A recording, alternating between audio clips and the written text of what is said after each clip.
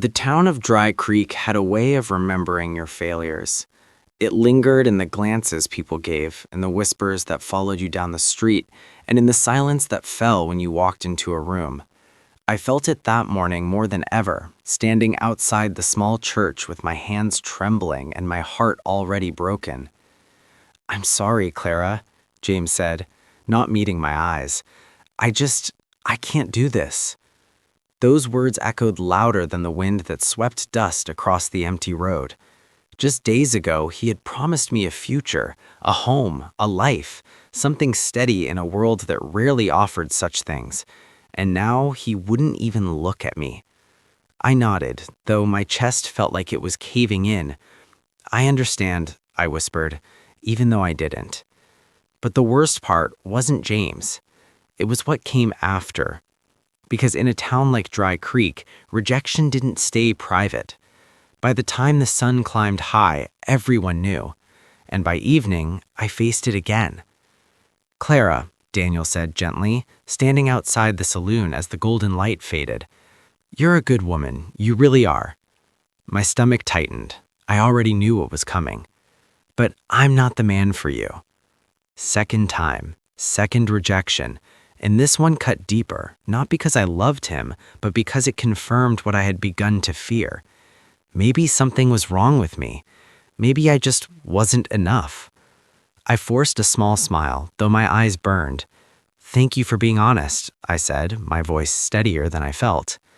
He nodded, relieved, and walked away. Just like that. I stood alone in the fading light, the town moving on around me as if nothing had happened, while my world quietly fell apart. That night, I packed what little I had. There was nothing left for me in Dry Creek. No future, no respect, no place where I belonged. So before dawn, I left. The road west stretched long and empty, dust rising with every step my horse took. The land was vast, unforgiving, and silent. Yet somehow it felt kinder than the town I had left behind. At least out here, no one knew me. Days passed.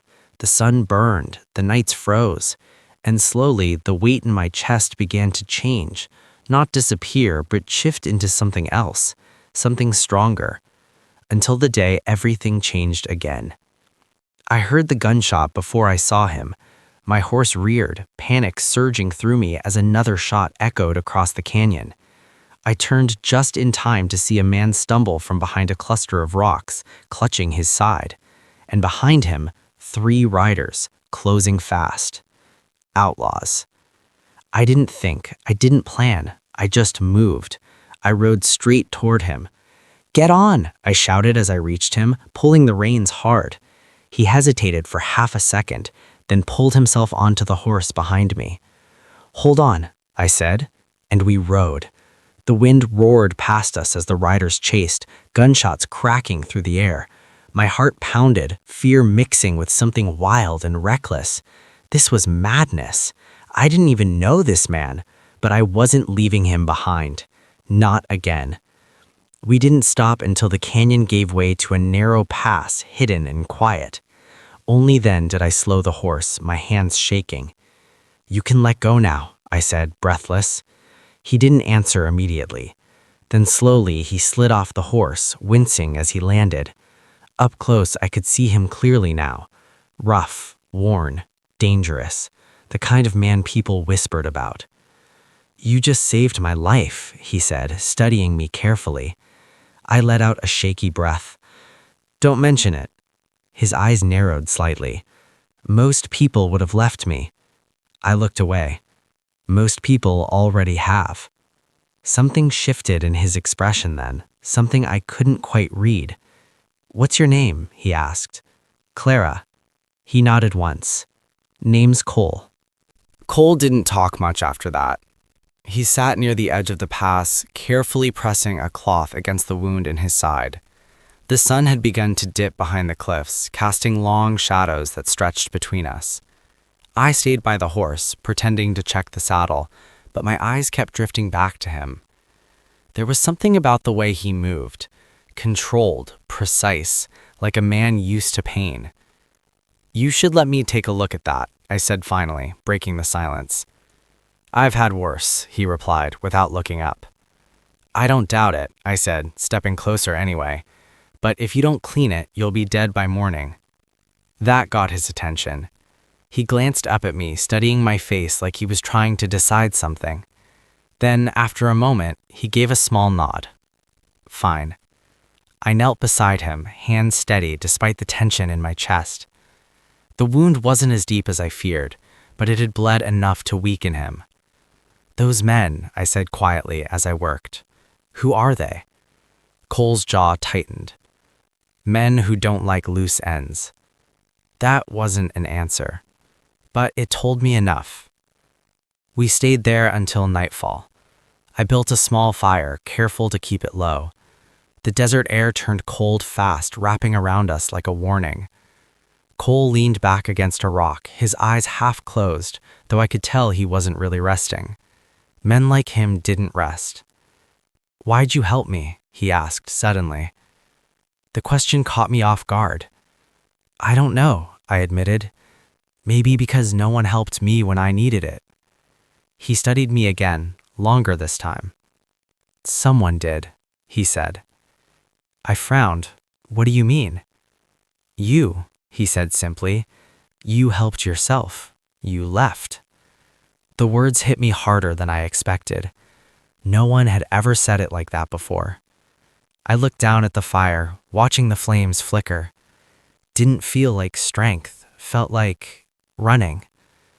"Sometimes that's the same thing," he said. The next morning, we rode together. I told myself it was temporary, just until he was well enough to go his own way. But deep down, I knew that wasn't the whole truth.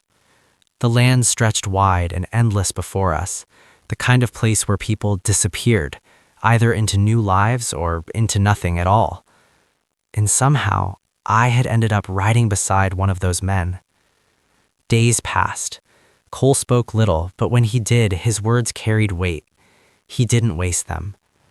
I learned things in silence. The way he scanned the horizon before stopping. The way his hand rested near his gun even when there was no visible threat. The way his eyes changed when he thought no one was watching. Distant, haunted. He wasn't just running. He was being hunted. We reached a small town near the edge of the plains just before sunset.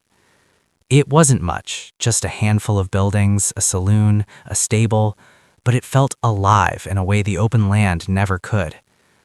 "Stay here tonight," Cole said as we dismounted. "Get food, rest." "And you?" I asked. He hesitated. "I've got things to take care of." Something in his tone made my stomach tighten. "Cole," I started, but he cut me off. "You don't want to be around for it." That's when I knew. Trouble was coming. I watched him walk away, his figure disappearing into the fading light. And for the first time since leaving Dry Creek, I felt that same old fear creeping back. Not fear of being alone, but fear of losing something I hadn't even realized I'd found. The noise came after dark. Shouting, gunshots, the kind that didn't stop after 1 or 2 rounds. I rushed out of the small room I had rented, my heart racing. The street was chaos. Men running, doors slamming, horses panicking. And in the middle of it, Cole. He moved like a storm. Fast, precise, unstoppable. 2 men were already down, and the others circled carefully, their guns drawn but their eyes filled with hesitation. They knew who he was. "You should have stayed gone, Cole," one of them shouted. Cole didn't respond. He didn't need to. Another shot rang out. Another man fell. I stood frozen, watching it unfold. This wasn't just a man defending himself. This was someone who had done this before, many times. It ended as quickly as it began. The last man dropped his weapon and ran. Cole didn't chase him. He just stood there, breathing steady, like nothing had happened. Like this was just another night. Then his eyes found me. And for a moment, everything else disappeared. Later, when the town had quieted and the bodies were gone, I found him sitting alone behind the stable. "You could have left," he said without looking at me. "So could you," I replied. He gave a faint, almost amused breath. Wouldn't have made a difference. I stepped closer. It matters to me. That made him look up. Silence stretched between us. Heavy, unspoken. Then finally, "Those men," I said, "they weren't just after you, were they?" Cole's expression hardened slightly. "I used to run with them," he said. The words settled slowly. "Outlaw. Of course." "But you left," I said. He nodded once.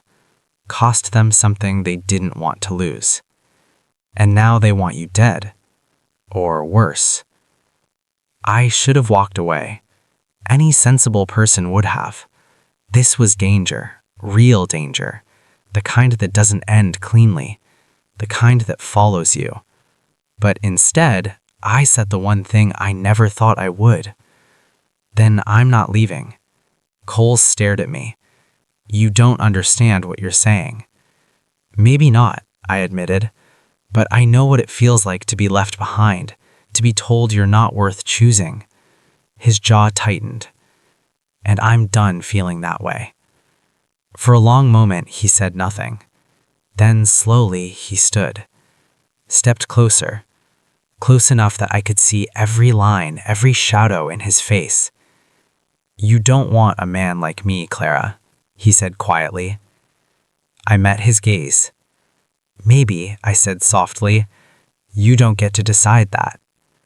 Something shifted then, not in the world, but between us.